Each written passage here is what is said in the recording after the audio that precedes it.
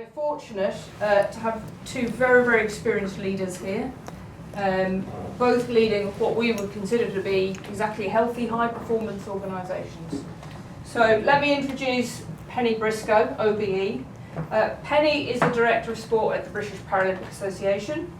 She's been in high-performance sport for over 30 years as an athlete, a coach, and latterly, and for the most part of her career, a leader, senior leader.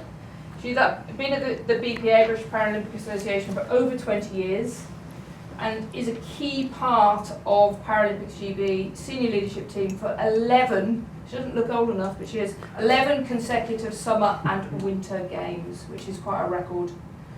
Penny led the team to unprecedented success in both Rio and Tokyo. Both were highly challenging environments to lead in. And Paris will be her 5th games as chef de mission.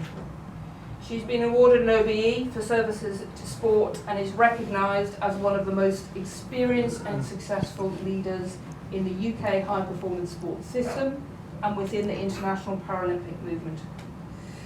We've had the pleasure to work with Penny for over 20 years, and for us she is a standout example of a leader who has delivered success through people, through creating a healthy high-performance environment where athletes, coaches and the wider staff team can thrive. So welcome, Penny.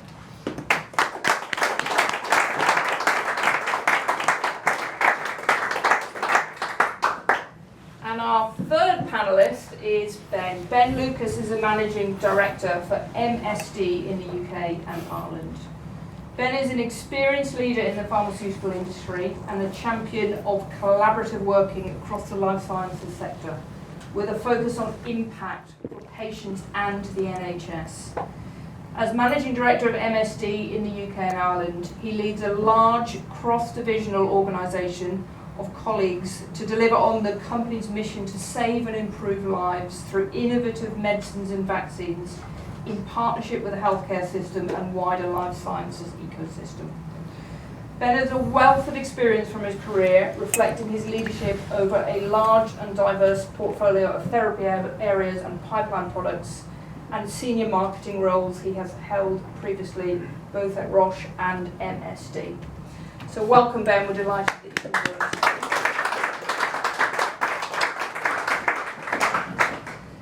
So I'm going to start by asking Ben and Penny just a very kind of broad question. What really resonates from Jonathan's kind of opening talk?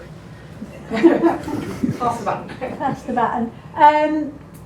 Jonathan and I have actually known each other 41 years this year. I'd like to say it was as babies, but actually we were athletes on a riverbank in Spain when we first met, so we were a little bit older than that.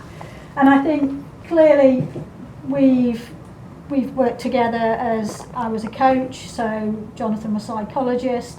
I've worked with Jonathan as an athlete. I've worked with him in Paralympics GB. So I think a lot of what's in the book resonated, and I think that we have some, I guess, shared philosophies, ideas, and probably could talk all night just on how the book's resonated. But I think from my perspective, healthy high performance is really, really important, and I firmly believe that happy and healthy athletes and staff is mission critical.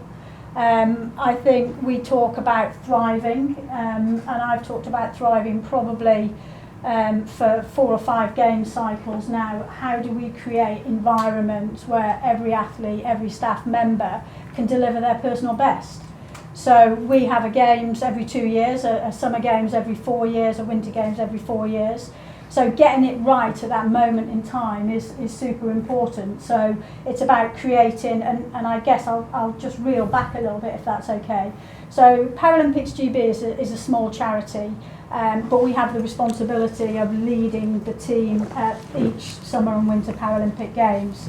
And I think in that role, we bring together 450, 500 athletes and staff across 20 different sports in the summer games, 5 or 6 different sports in the winter games, so a much smaller programme. But how do we bring all of those different cultures, those different ideas, those different stages of development into one environment and make it optimal for everyone? because that is the balance that we have to try and create to achieve team success. So thriving definitely resonates, and I think just whether it be compassionate leadership or I like to think about responsible leadership.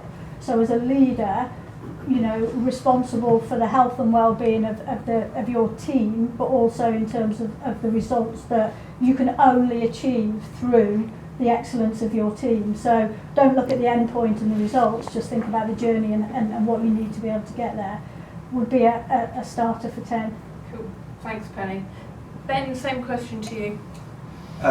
So look, introduction from that side of things, I think my imposter syndrome is definitely here as I'm new to this community and don't know Jonathan or Penny before tonight.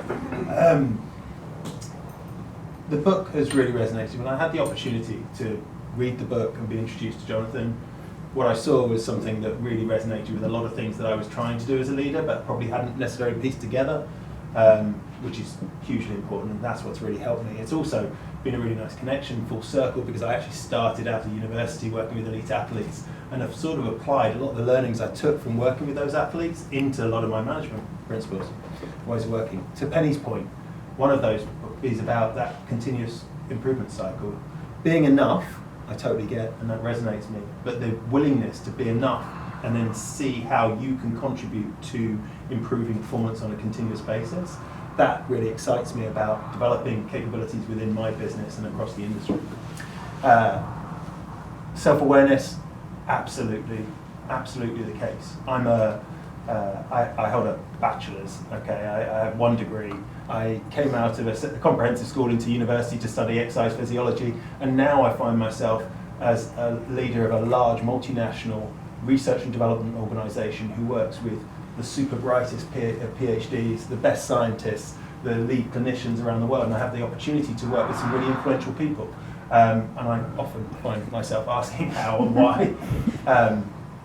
But when I get to practical levels, I think the art really resonated with me, and it resonates right now, to be perfectly honest. I find that constantly checking in is really important.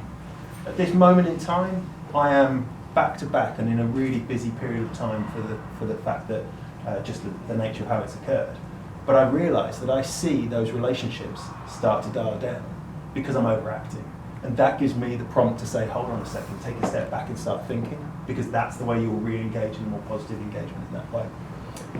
Teams absolutely are the lifeblood of what we do, because we have such a diverse set of capabilities that come together to discover new medicines and vaccines, to put them into a process that can be manufactured at scale, to be able to regulate or approve those and pass all of the requirements on that basis, and then to be able to engage a system, a health system around the world, to be able to understand the value of those and how to safely use those medicines in the right patients. It requires a huge number of various skills. And diverse teams is absolutely what I'm about, and trying to bring together those different perspectives.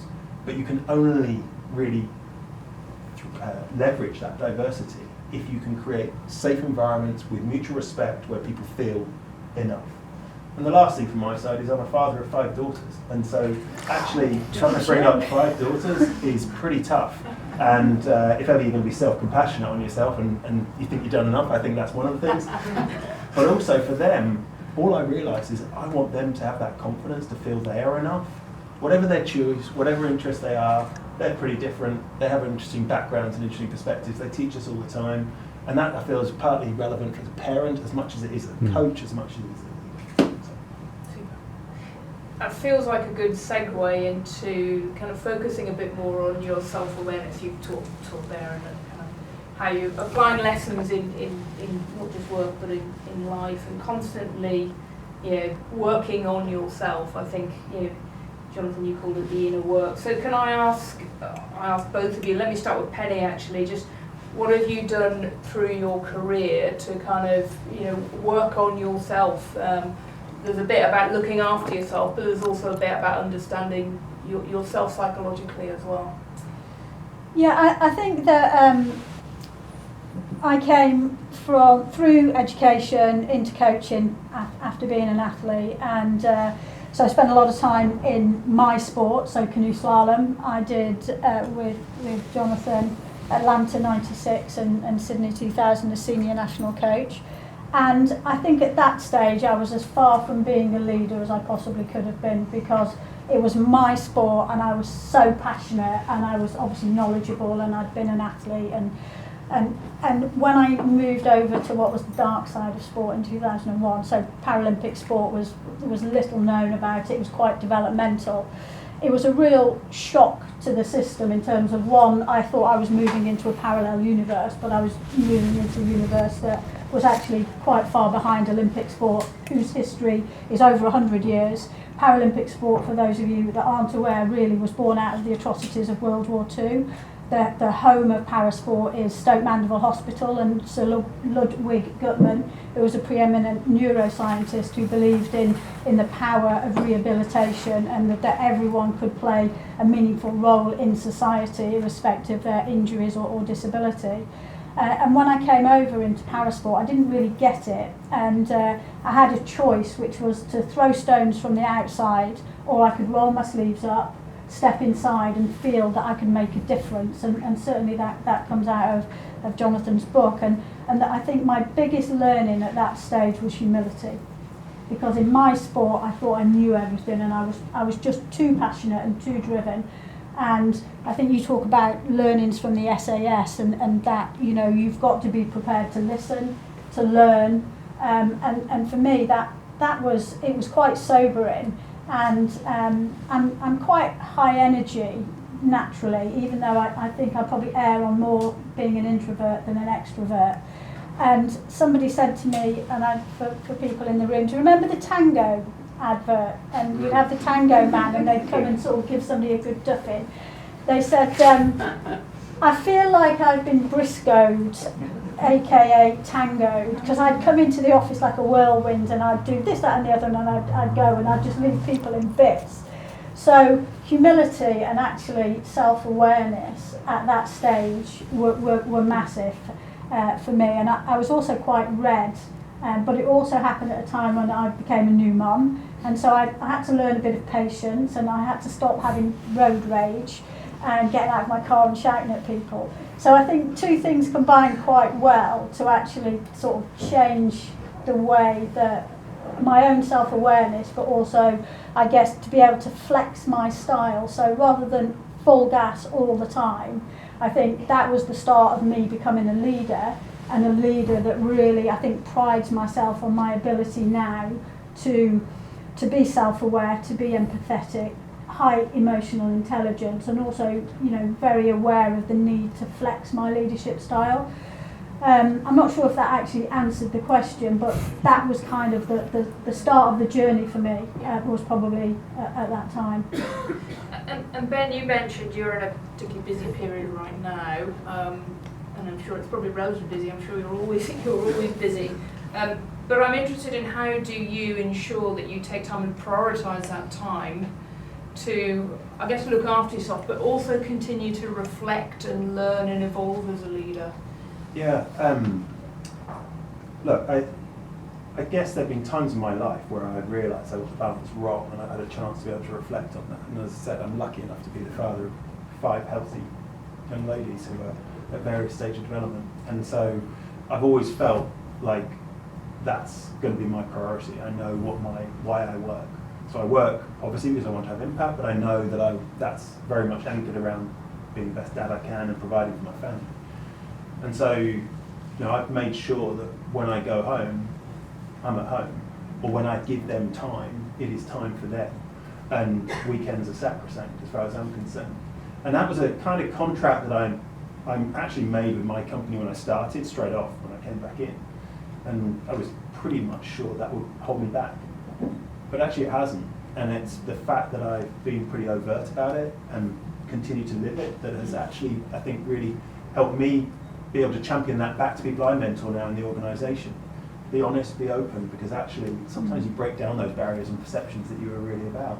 And to your point about how, look, we have a little dog as well, that's helped. I try and get out and exercise, but that is when I think, that is when I moan. I'm in my head quite a lot, ADHD tendencies probably, but time to walk, time to reflect, I always make sure that's the case. And arc triangle really resonated with me, because as much as possible I am aware enough to understand when I'm over amplifying and need the time to switch off. It's usually good. Jonathan, let me ask you, I mean, we work with lots of leaders whose first thought is of their people and not themselves. I think that's a really easy thing to do. So I guess I just kind of, what have you seen kind of best practice of leaders that can, you know, take the lead in creating that culture where their leaders also, you know, follow suit and work on themselves? Yeah. I think one of the key dimensions here is, as individual leaders, being able to make that switch between self and other. And I'm looking at my friend Steve Carter here. You know, we've talked a lot about this over the years, and reversal theory. You know, when do I need to pay attention to myself? When do I need to look after my own needs and prioritise those? To be a bit conscious about that. And when do I need to put my energy out there in the team? And I think good leaders have found a way of doing that. They find a rhythm, or they find a way of managing that so that they're in the right place at the right time, with the team, with others, or back in with me. So I think when people do that, I'm pretty struck by what you said, Ben, about with your daughters, when you're there with them. I think this is the thing that leaders can do. If you're out there and you're with someone else, be with that person. Don't be on your phone, don't be doing emails at the same time, but be there with that person. Because people will feel that, they'll respond to that. And if they know that when they turn up and they have a meeting with Ben, then they are the centre of Ben's world, that ripples out. That's what makes a difference in an organisation. I want to move on and ask about this. I'm going to use the word dichotomy, because I think many people will see it as a dichotomy between people and results. And both of you are from worlds where results really matter. I imagine you've got shareholders and board members and so on to satisfy. And patients. So delivering results in probably defined in a number of ways really matters. And Penny, you're in the kind of ultimate results-driven business, where, you know, your future funding, your ability to continue to employ people depends on what's going to happen in shortly less than 100 days' time. So I'm interested in how you manage what I would call this dichotomy. And has there been times where you've put too much emphasis on results and driving for results at the expense of people? Ben, how about you? Yeah, I really had an interesting opportunity when I went to, telling Penny, I had the opportunity to go out and work in our organisation in the Netherlands. It was quite a different change for me, because I'd been mainly in our human health business, and I ended up going out there overseeing, not directly managing, but overseeing 6,000 people working in 5 manufacturing sites across and research centres. And one of the things that really resonated with me was the way I was working versus the way my colleagues who were leading the sites were working. So I'd go to work, think about people, think about all these ideas I had in my head, and most of my team were kind of the same. And he went to work going, I'm going to do the same thing every week in the same way, because I know then how I'm improving and how consistent I am. And suddenly I sort of reflected on that, and I thought, well, I'm not sure that's the way I want to work. And then I thought, actually, you know, what I realised was something that was really profound for me, was that by having structure, you actually create the platform for creativity, to your point, because people understand the expectation. The amount of stress that was happening, anxiety in our team that didn't know what was going to come next, couldn't really empower the team to be able to work in the right way. Whereas when you impose a structure, you just say, we're all going to sign up to this. You know, we're going to sign up to this way of working. Then what you see is you can release the potential of the team. And so what I've looked at now is, we used to have 5-year plans and annual cycles and other things. We've actually brought this down to quarterly working. 10 weeks of implementation, 2 weeks of reflection. And at the 2 weeks of reflection, we turn around and we say, that is the time we look back on what we said we were going to do and understand whether we've done it.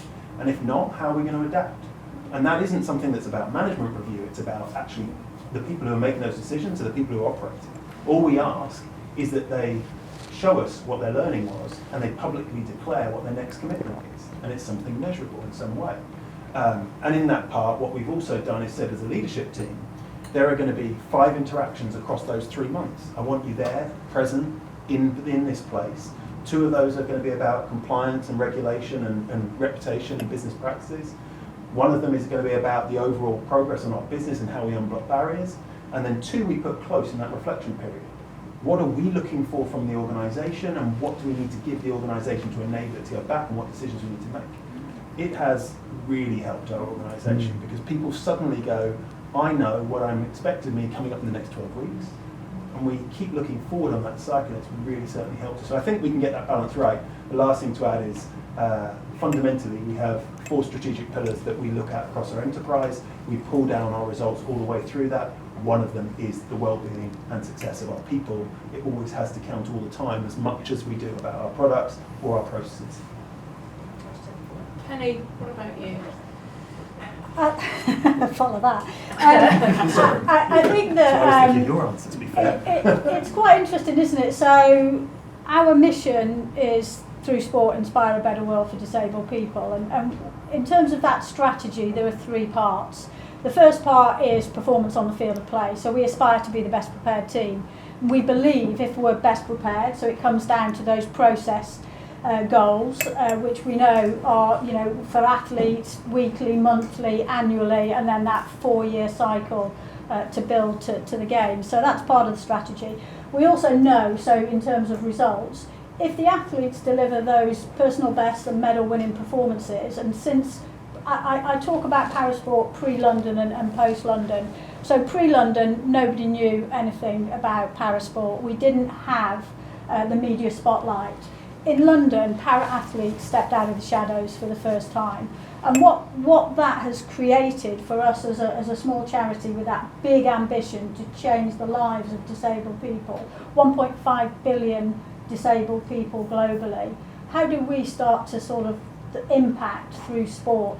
And it's the fact that athletes now have a platform and they demand opportunity, they demand change, but we know that the lived experience of disabled people, there is still so much to do. So I guess, and then the third part is that high performing organisation, so looking after our people, looking after our finances. So for us, I guess we have results that are quite different. And so we measure, we've got different parameters by which we look at success. And I guess the final thing for me is that when it comes to the games, we don't just judge the success by the medal table, it's also the experience of team members. Because if you go to the games and you do, my first Paralympic Games in 2004 was my worst experience in high performance sport. I was miserable. I was a new mum, I was away for about a month, and it was the most corrosive, unteamy team that I'd ever been involved in, and I just said never again. Clearly 10 games later, I changed my mind. You changed them? But yeah, I think it's really important that we don't just look at the raw results, we also look about the quality of the experience. So for me, I talk about the how of the what, not just what we do, but how we do it and how we measure that experience. So you're both talking, very strongly about the process, the how we get the results, and both talking about results isn't just bottom line or medals. It's far more rounded than that. And Jonathan, that's kind of the premise of healthy high performance, isn't it? Absolutely. I think these are 2 really great examples. You said it earlier on, I think too, Penny, that if people are healthy and happy, they're likely to perform well. It's not a straight correlation, there's other things at play, but as human beings, if we're going to work together, if we're going to be creative together, if we're going to aspire together, if we're going to want to be the best we can be, we're not machines. And if we think about the organisation as a machine, I think we miss out something really important. I've been tracking happiness in my workforce since 2010 and regularly, and it's really important to me because it's the first sign of saying actually something I've got to go wrong, I can dig deeper now. Yeah. But I think it's a really important measure. Penny, I want to just pick up on one thing you said there around kind of experience and that sense of team. And through our work with you, we're kind of our standout thing about you is how you create a centre team in a really actually complex team. So you've got your inner staff team, then a broader core staff team, then a much wider team of athletes and sports, and what everything else that's happening outside of the actual field of play. Can you give us an insight into how you've moved from your experience to Athens to leading an environment where there is this incredible sense of team now heading into Paris? I think it's been a pretty long journey. So one of the first projects that Jonathan and I were involved in was a project called Beyond Gold. So this was 2002, and we were a successful team. Paralympics GB was second on the medal table, I think, in Sydney. But when I arrived in the environment, it kind of felt like we weren't as professional as we needed to be, and we could win medals at that time because the whole movement was still in its infancy. So there were medals for the taking, and I just wanted to amplify our professionalism, I guess how we came together, what it meant to pull on the tracksuit. So the identity of the team, the culture, how did we want to be known, how did we want to turn up, and it really was the sort of the start of that process to say we want to keep pushing that bar higher and higher. We just don't want to settle for winning, we want to win well, and also to sort of translate that winning well off the field of play.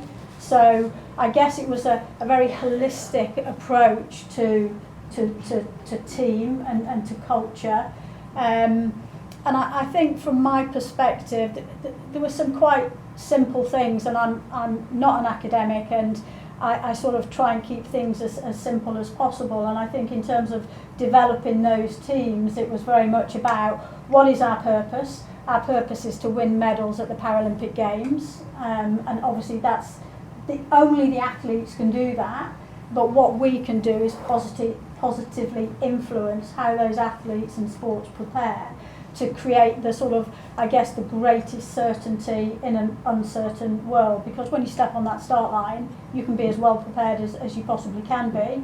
And we felt our team was that in '96, and we came away with no medals. And Anna Marie will know this, that 1996, the British press, and I was working with the Olympic team then, dubbed us the team of shame.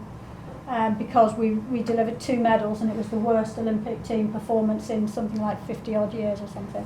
So I think team and culture is really important, to have that purpose, and then I guess have a plan as to how what are our individual and collective responsibilities in delivering that team plan, but bringing that back not to a transactional relationship, but very much to how. And for me, very basic values are, the premise for me is treat people like I want to be treated. So what was the environment we were trying to create? Not that corrosive environment from Athens, where if you left the office at 11:30 at night, somebody would be looking at their watch and taking a sharp intake. We're leaving early today. And, it was very much about guilt-free downtime, and it was very much about being as good at the end of the games as we were at the start. So what do you have to do around health and well-being, both physical and mental, to ensure the team can deliver on day 11 as well as they were on day 1? So a huge amount, I guess, of planning as to how do we want to turn up at the end, and what are the steps that we need to go through, and trying to turn, I guess, culture into something that was really, really positive. And one example of that is that a couple of cycles ago I ripped up the code of conduct for the team, because philosophically for me as a leader, a code of conduct just infers that we're all going to be doing bad things and we're going to do things wrong. And we replaced it with a set of winning behaviours.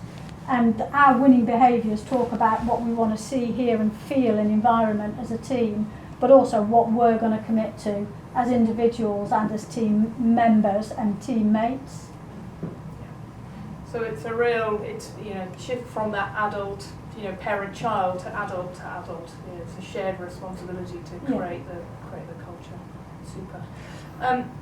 Ben, you lead an organisation which, from the outside looking in, kind of has a really kind of clear and really meaningful purpose. Yeah.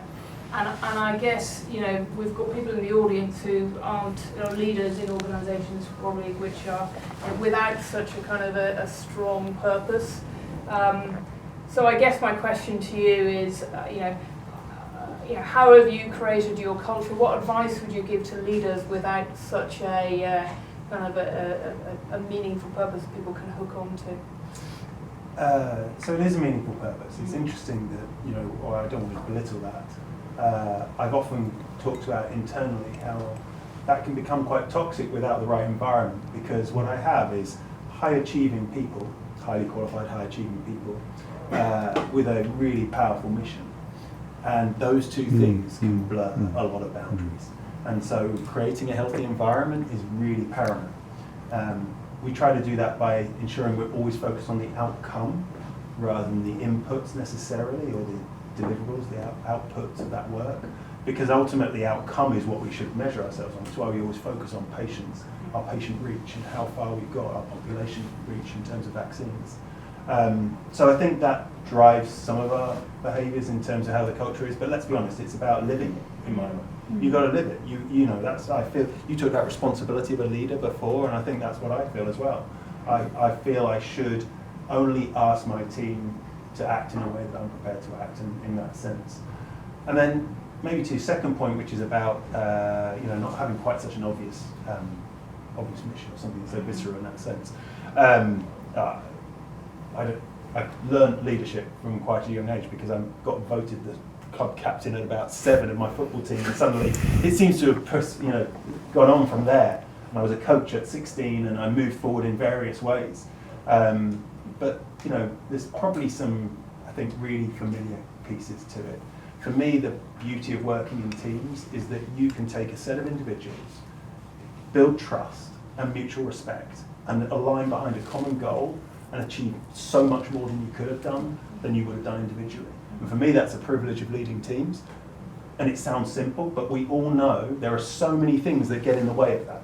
And so for me, that's the desire of trying to get to leadership. It's self-actualization, I think you might have referred to. The ability for us, whatever the challenge, doesn't really matter. If I'm out delivering charity leaflets, or whatever it might be, or helping my kids, with their home ec, or whatever it is, I think they still do home ec, don't they call it that anymore? That's what I did, but anyway. It's all about trying to make sure, well, what are we trying to achieve from this? And let's all pull together in it. And what do you need from me? And what do I need from you? And how can I rely on you? Those are just the simple pieces from my side.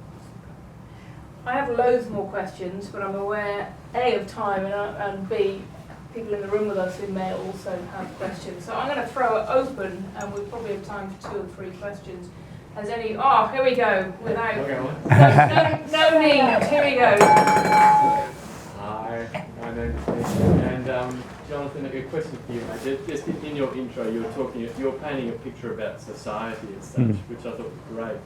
I've got my daughter Nina here, who's 17, and I'm curious as to your view about how the changes in generations, the younger generations, match up with that worldview that you were painting that would really promote the world that you created?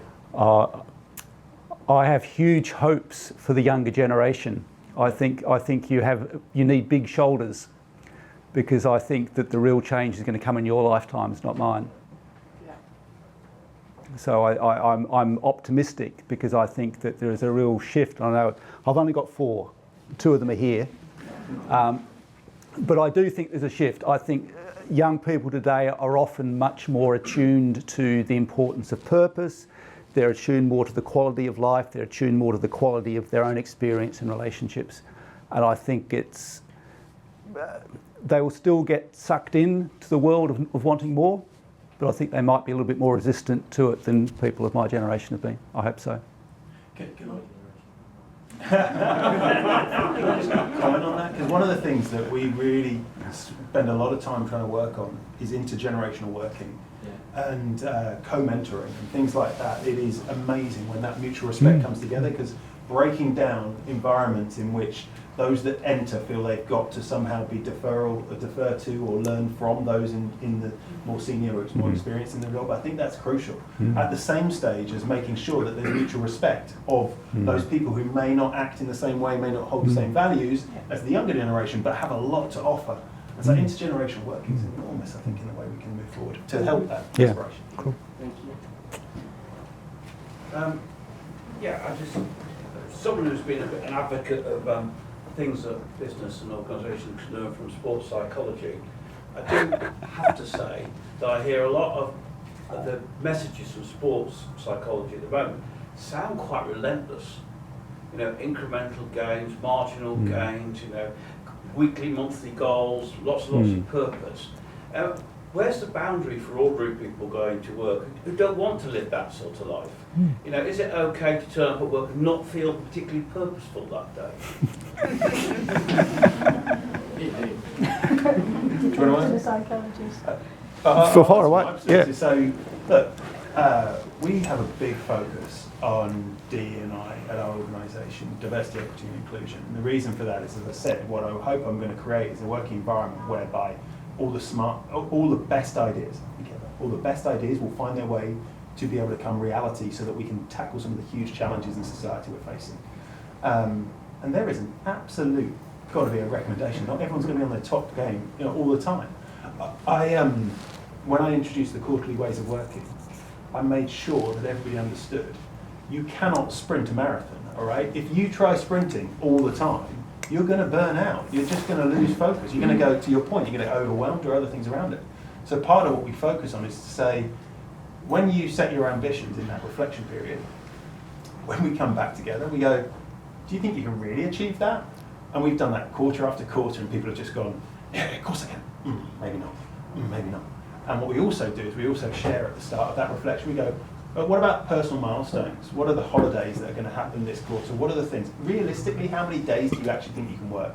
And to your point, how effective can you be in those days? Be realistic about your targets and then be committed to them, as opposed to set something that you think you can deliver and just can't deliver. And so I take your point, because I think, you know, creating burnout culture could be a real danger, but it's really important for me to create that environment where if you're not your best self, then just share that and rely on your teammates. Darren, you were quick on the ball, so I'll ask you. Thank you, Catherine. I've got a question for Jonathan, Penny and Ben. So, my first question to Jonathan, you've been listening to Penny and Ben reflect on your book and answer in a really lovely, honest way the questions that Catherine has posed. If you were going to, I guess, have a take-home from each, what would be your take-home tonight from Penny and Ben? Darren, killer question. I would take from Penny, and it sort of emerged from other conversations, it's a long game. Yeah? It's a long game. 2002 to 2024, that's 22 years. So you don't sort of go from A to B overnight, and there are ups and downs. You've got to get that pendulum, you know, the pendulum can swing either way, so it's a long game. And I think what I take from you, Ben, I love that idea of those 12-week cycles of making things meet. You know, people need security, they need clarity, they need confidence. I think working on that relatively short-term cycle that fits into a bigger picture is lovely. And I think it creates great conditions for people. I'm going to steal that, by the way. I'm going to steal Penny's idea about the reframing compliance code of conduct stuff, because we struggle with that. I think it's a brilliant idea. Yeah, Brilliant idea. You know, something that struck me when you were both talking, Penny, you know, you're leading a charity where you have 450 staff and athletes that are spread out across disciplines. Ben, you have one of the biggest and most impactful healthcare organisations in the UK. From a healthy, high-performing team perspective, which you've talked about, how do you reach right the way through your organisations in terms of the person that has proximity to you, to the person that's furthest away from you, so to speak? How do you get that to run right through what you do? I think it comes back to do that as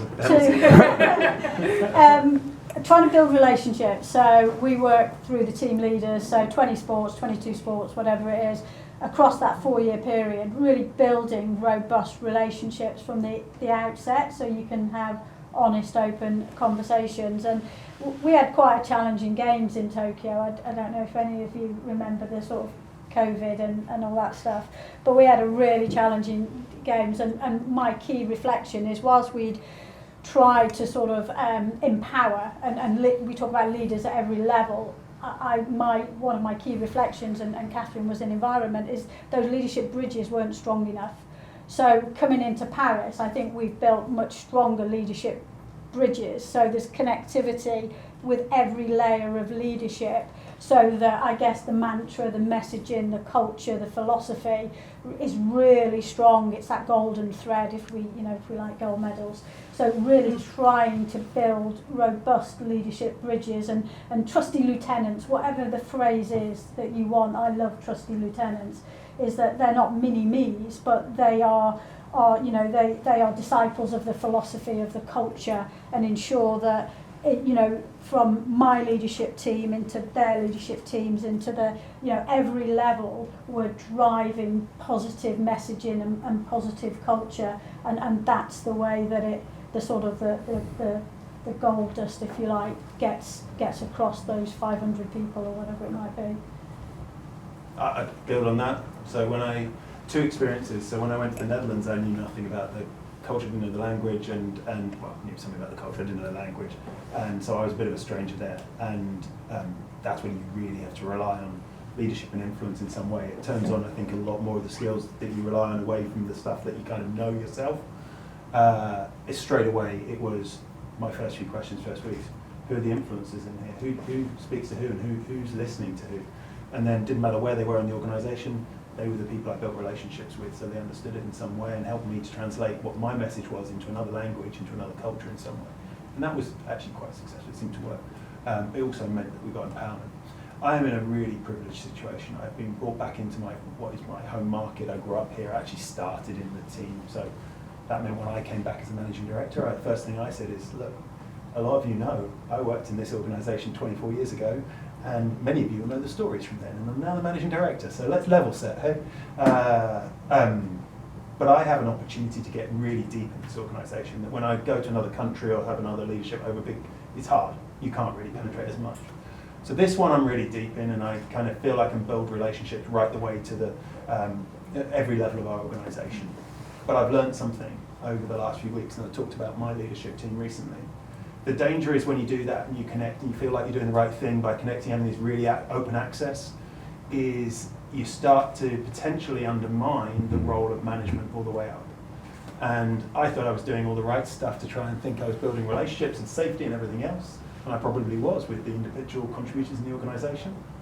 But then suddenly my managers were going, not sure how safe I feel then if you're having those conversations. So this week in one of my leadership teams, we reflected on the basis that what we were going to do is each of them is going to, so my direct reports, they're going to write what their expectation is of me, what their expectation is of them, what their expectation is of the next layer manager, and we have 4 layers of management in it. It's quite a large organisation.